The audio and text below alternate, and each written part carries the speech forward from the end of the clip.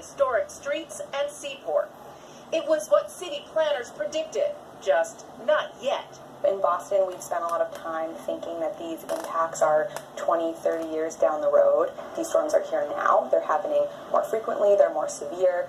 Deanna Moran studies the impact of climate change on Boston real estate, especially its new development. And the planning has been great, but we just aren't there yet. The planning started at the top in the mayor's office and its Climate Ready Boston initiative, headed by Austin Blackman.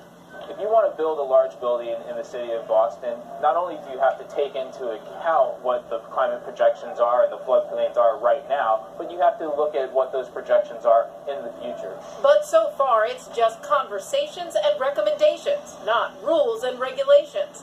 And data show the water is rising and the storms are intensifying, just as development is booming in the city's most vulnerable district, according to experts, the Seaport.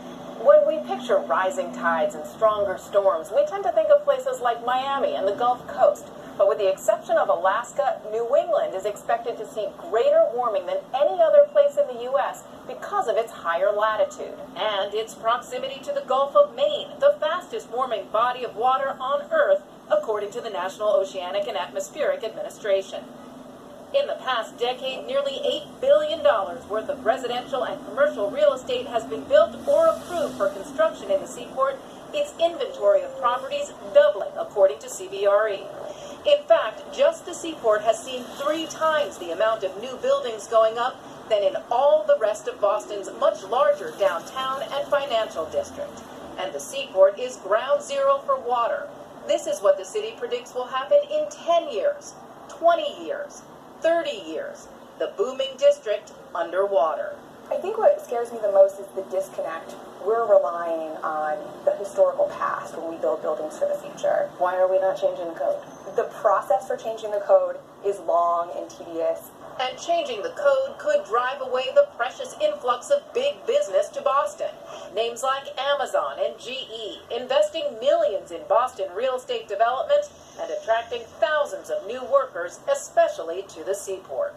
So this is 121 Seaport, a building that, on behalf of Skanska, I'm incredibly proud of. Skanska is one of the largest Seaport developers, recently selling 2 of its new buildings for record prices. Its latest is the centerpiece of Seaport Square.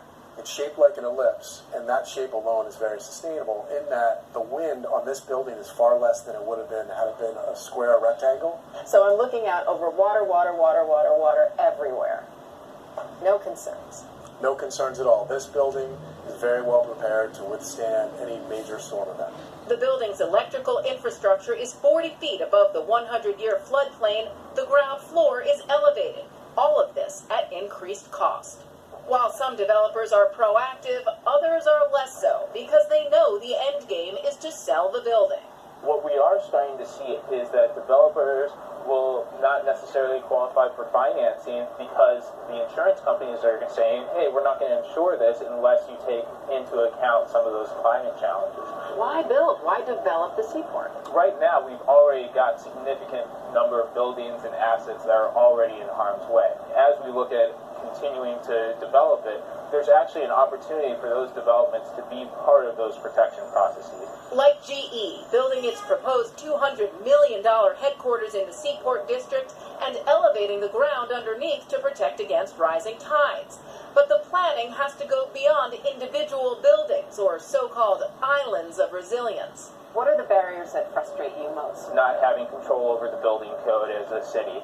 There are guidelines, but everything is ultimately voluntary. This is value right here, what you're looking at, the old in with the new. Absolutely. I think one thing is tried and true. They want to be by the water, but they want to be in a building that is very well prepared to withstand storm events in the future. For Nightly Business Report, I'm Diana Olick in Boston. And to read more about the storm risk to real estate, you can head to our website at nbr.com. And before we